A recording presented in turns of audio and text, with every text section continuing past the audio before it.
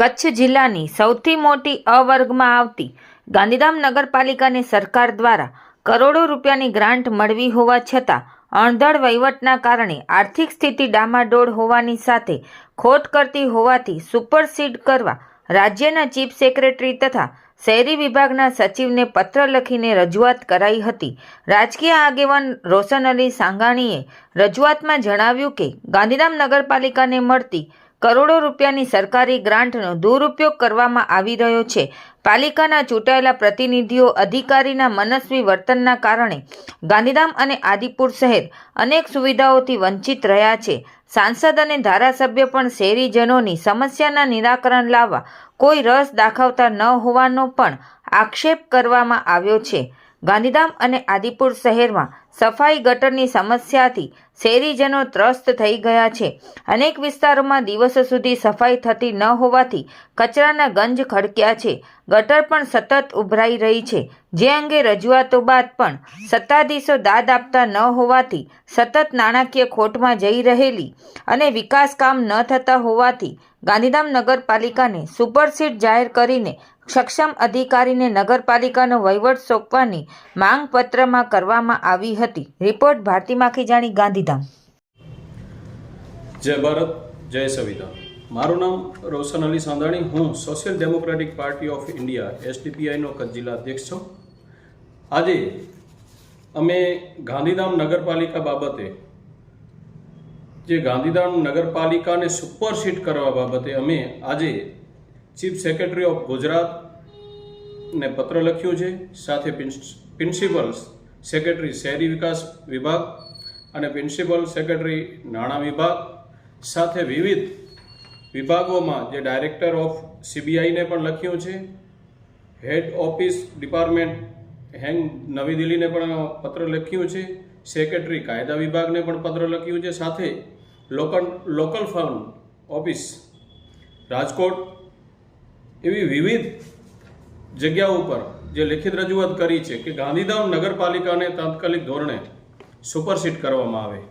જેનું કારણ કે ગાંધીધામ ઔદ્યોગિક શહેર છે, અ વર્ગની નગરપાલિકા છે, છતાંય નાણાકીય ખોટ જે દર્શાવતી હોય નગરપાલિકા, તો ક્યાં ને ક્યાં એ નગરપાલિકાના અધિકારીઓ અને ચૂંટેલા પ્રતિનિધિઓ દ્વારા ભ્રષ્ટાચાર કરવામાં આવતું હોય એવું અમને પ્રતીત થઈ રહ્યું છે.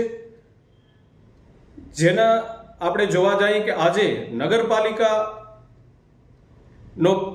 મેન જે પ્રતિનિધિઓ છે અને અધિકારીઓ છે એનો મૂળ ફરજ છે કે ગાંધીધામ આદિપુર જે શહેર છે એને સ્વસ્થ રાખવો. ગટર, પાણી અને રોડ એ રસ્તાઓમાં મેન એ લોકો પાછળ છે. અને આપણે જોવા જઈએ તો હાલમાં રોડ લાઇટો છે એમાં પણ એ લોકો સાવ બંધ જ છે. કોઈ વિસ્તારોમાં આજે જોતા જઈએ આપણે કે વારંવાર દિવસો દિવસ એક ચોરી વધતી જાય છે, જ્યારે રોડ લાઇટ જરૂરી છે. હરેક વિસ્તારોમાં રોડ લાઇટ પણ જરૂરી છે. એ અંધારાનો લાભ લઈ અને તસ્કરો જે ચોરો છે અનેક જગ્યાઓ પર ચોરી કરી રહ્યા છે.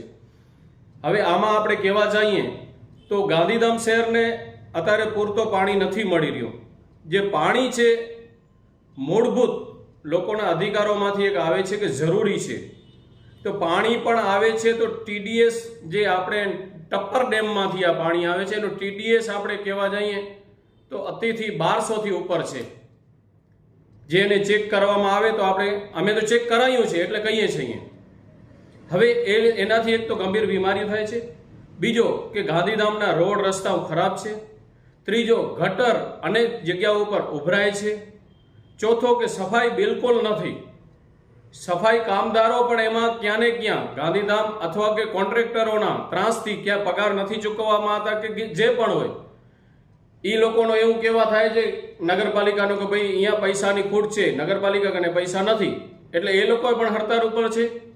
એવા વિવિધ મુદ્દાઓમાં ઘેરેલી આ ગાંધીધામ અવર્ગની નગરપાલિકા માધ્યમથી અને લેટર દ્વારા પણ અમે જે લેટર લખ્યું છે social Democratic Party of India દ્વારા, તો અમે જે આ વિવિધ વિભાગોને અને ગાંધીધામની જાહેર જનતાને રજૂઆત કરવા માંગીએ છીએ, અપીલ કરવા માંગીએ છીએ કે આ પ્રશ્નમાં સાથે આવે અને ખુલીને ગાંધીધામ જે નગરપાલિકામાં જનપ્રતિનિધિઓ બેઠા છે ને ક્યાં ને ક્યાંય ભ્રષ્ટાચાર આચરી રહ્યા છે, ક્યાં ને ક્યાં આજે નગરપાલિકાના અધિકારીઓ છે એમાં એ પણ ક્યાં ને ક્યાં એવું લાગી રહ્યું છે કે એ પણ એમાં ભ્રષ્ટાચારમાં સામેલ છે, જેના કારણે આ કામ નથી થઈ રહ્યા. એટલે ગાંધીધામની જનતા પણ એના માટે આગળ આવે અને ખુલ્લા આનો વિરોધ કરાવે અને તાત્કાલિક ધોરણે આ નગરપાલિકાને સુપરસીડ કરવામાં આવે. જય હિન્દ, જય ભારત, જય સંવિધાન.